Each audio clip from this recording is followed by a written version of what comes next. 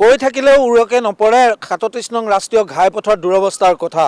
বোকাখাটৰ মেথনিত এতিয়া আমি দেখিবলৈ পাইছোঁ বৃহৎ গাঁত হৈছে আৰু আজি প্ৰায় ৩ মাহ ধৰি এই যিটো ৰাষ্ট্ৰীয় ঘাইপথ এই ঘাইপথটোৰ যথেষ্ট জৰাজীৰ্ণ হৈ পৰিছে, দ গাঁত হৈছে। যিসমূহ যান বাহন আহে দৈনিক ইয়াত লাখৰো অধিক যান বাহন ইয়াত চলাচল হয়। কিন্তু দুৰ্ভাগ্যজনক কথাটো হৈছে যে যি ঘাইপথ নিৰ্মাণ যি প্ৰাধিকৰণ বা যি ৩৭ নং ৰাষ্ট্ৰীয় ঘাইপথৰ যি লোক নিৰ্মাণ বিভাগৰ যি দায়িত্বত থকা যিসকল বিষয়া, এই বিষয়াসকলে কিন্তু এই ঠাইখিনি আজি পৰ্যন্ত নজৰ নাই দিয়া। কাৰণ আমি দেখিছোঁ ইয়াত এই ঠাইখিনি যথেষ্ট দুৰ্ঘটনা সংঘটিত হয়, প্ৰায় ইয়াতে দুৰ্ঘটনা হৈ থাকে। আৰু ইয়াৰ যিখিনি দাঁতিকাষৰীয়া যিসকল লোক, এই লোকসকলৰ যথেষ্ট আহুকালৰ সন্মুখীন হৈছে। কাৰণ ইয়াত যি ধৰণে খহি গৈছে, ইয়াৰ ফলত যি ধূলিৰ সৃষ্টি হৈছে, এই ধূলিয়ে এই অঞ্চলটোৰ সকলো ঘৰ বাৰী সকলোতে এতিয়া ধূলিময় পৰিৱেশ এটা হৈছে। আৰু যিসকল ইয়াত যান বাহন চলাচল কৰে, এই যান বাহনখিনি যথেষ্টখিনি হয়। আপোনাক সুধিছোঁ, এগৰাকী চালক আমি পাইছোঁ, তেখেতে গাড়ী চলাই আহিছে, অহা যোৱা কৰি থাকে এইটো ৰাস্তাত। মোৰ লোকেলৰে হয়। কওকচোন কিমান দিনৰ পৰা এইটো পাই? এইটো বহুত দিনৰ পৰা হৈ আছে, কিন্তু কোনো বনাবলৈ বনোৱাই নাই। বনোৱা হ'লে দেখিলে হয় না, নবনাই এইটো নাই বনোৱা, এনেকৈ পৰি আছে। এতিয়া গাড়ী চলাওঁতে যথেষ্ট অসুবিধা হয়। এইটো মানে CM PM এইকেইটা যেতিয়া আহিব তেতিয়া আৰু বনিব আৰু। মই এয়া শুভত তেখেতসকলে কৈছে যে যিসকল VVIP আহিব, তেতিয়া VVIP আহিলেহে আচলতে বিভাগসমূহৰ চকু মেল খায়। ইয়াত যথেষ্ট দুৰ্ঘটনা সংঘটিত হয়। মই তাৰ স্থানীয় লোকৰ সৈতে কথা পাতিম। কিন্তু এই যিটো গাঁত, ইয়াত যিটো বৃহৎ গাঁত হৈছে, এখন গাড়ী ইয়াত চলাচল কৰাৰ যথেষ্ট অসুবিধাৰ সন্মুখীন হৈছে। আপুনি এফালে অহা যোৱা কৰি থাকে? হয়, এই গাঁতবিলাকৰ কাৰণে অসুবিধা হয়, প্ৰব্লেম হয়। ৰাস্তাটো বনাই দিব লাগে, তেতিয়া যাবলৈ ভাল হয়। মই ইয়াত স্থানীয় যিসকল লোক আছে তেখেতসকলৰ সৈতেও কথা পাতিম। কাৰণ যিটো অৱস্থাত আমি দেখিবলৈ পাইছোঁ, সেই অৱস্থাটো আচলতে দেখিলেই অনুমান কৰিব পাৰি যে এই ঠাইখিনি যথেষ্ট দুৰ্ঘটনা সংঘটিত হয়।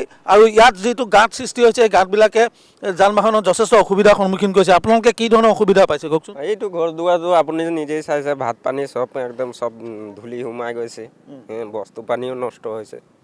আৰু এইফালে এনেকুৱা সুবিধা হৈ গৈছে মানে ইয়াত কিবা এটা হ'লে মানে ডাঙৰ ঘটনাই হ'ব আৰু। ইয়াত দুৰ্ঘটনাটো হৈয়ে থাকে। মাজতে এখন অইল টেংকাৰ এখন বাগৰি পৰিছে, এই পুচকুটাটো মাৰিছে। এতিয়া গাঁতবোৰ কিমান দিনৰ পৰা হৈ আছে? এইটো 3-4 মাহমান হ'ব আৰু। এইটো নবনায়ো একো নাই, এনে অসুবিধাই হয় আমাৰ এইখিনি। এই গেটকেইটা লগাৰ কাৰণে তেনেকুৱা হৈছে। এইটো ইয়াত গেট বহাইছিলে ফৰেষ্টৰকেইটা বহাইছিলে ইয়াত গেট। এই গেটটোৰ কাৰণে এইটো খালবাম হৈছে। ইয়াত গেট বহোৱা হৈছিলে, যি সময়ত বানপানী হৈছিল সেই সময়ত গেট বহাই থৈছিল। আৰু গেট বহোৱাৰ কাৰণে ইয়াত যিসমূহ যান বাহন ইয়াত ৰৈছিল, এই যান বাহনসমূহ ৰোৱাৰ ফলত ইয়াত এই ঠাইখিনিত যথেষ্ট মানে এই ঠাইখিনি যথেষ্ট খহিবলৈ আৰম্ভ কৰিলে, জৰাজীৰ্ণ হৈ গ'ল। বৃহৎ যিসমূহ গাঁত সৃষ্টি হৈছে, এই গাঁতসমূহে যথেষ্ট আহুকালৰ সৃষ্টি কৰিছে।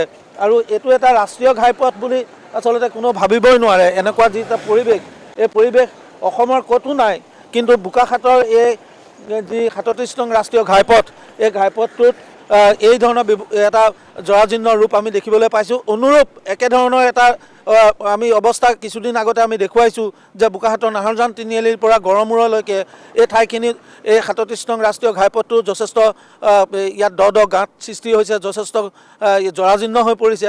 কিন্তু আশ্চৰ্যজনক কথাটো হৈছে যে যি কাজিৰঙা ৰাষ্ট্ৰীয় উদ্যান আছে, বোকাখাটৰ পৰা কাজিৰঙা ৰাষ্ট্ৰীয় উদ্যানৰ এই সংযোগী যিটো মূল যিটো ৰাষ্ট্ৰীয় ঘাইপথ, এই ঘাইপথটো নিৰ্মাণ কৰাৰ কাৰণে পুনৰ নিৰ্মাণৰ কাৰণে হওক, মেৰামতিৰ কাৰণে হওক, কিন্তু লোক নিৰ্মাণ বিভাগৰ যি ৰাষ্ট্ৰীয় ঘাইপথ যি বিভাগ আছে, এই ঘাইপথ বিভাগটো কিন্তু চকুমুদা কুলিৰ ভাৱত এতিয়াও বহি আছে।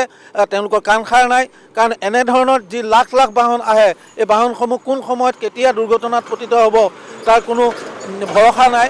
গতিকে এই পৰিৱেশটো আচলতে আমি লোক নিৰ্মাণ বিভাগৰ দায়িত্বত থকা অসমৰ মুখ্যমন্ত্ৰীগৰাকীক আমি জনাব খুজিছোঁ যে কাজিৰঙালৈ যদি আহে তেতিয়াহ'লে আপুনি উজনি অসমলৈ যদি আহে তেতিয়াহ'লে বোকাখাটৰ এই মেথনি আৰু গড়মূৰ এই দুটা ঠাই, এই দুখন ঠাইৰ যিটো অৱস্থা, সেই অৱস্থাটো আপুনি নিজেই আহি এবাৰ প্ৰত্যক্ষ কৰক। তেতিয়া অনুধাৱন কৰিব আচলতে এয়া ৰাষ্ট্ৰীয় ঘাইপথৰ উন্নত যাতায়াতৰ ব্যৱস্থাৰ বাবে উপযোগী এই পথটো হয় নে নহয়। গতিকে এই ধৰণৰ এটা পৰিৱেশ আমি দেখিবলৈ পাইছোঁ। হাজাৰ হাজাৰ যান বাহন ইয়াত বিপদৰ সন্মুখীন হৈছে, দুৰ্ঘটনাত পতিত হৈছে। ইয়াত বাইক আৰোহীয়ে হওক, ই ৰিক্সা চালকেই হওক, সাধাৰণ যিসমূহ যান বাহনেই হওক, এই সকলো যান বাহনে এতিয়া এই গাঁতবোৰত পৰি যথেষ্ট দুৰ্ঘটনাৰ সন্মুখীন হ'বলগীয়া হৈছে। আৰু ইয়াকে লৈ আচলতে ইয়াৰ স্থানীয় লোকসকল যথেষ্ট ক্ষোভিত হৈছে আৰু তেওঁলোকে ক্ষোভ প্ৰকাশ কৰিছে লোক নিৰ্মাণ বিভাগটোৰ ওপৰত।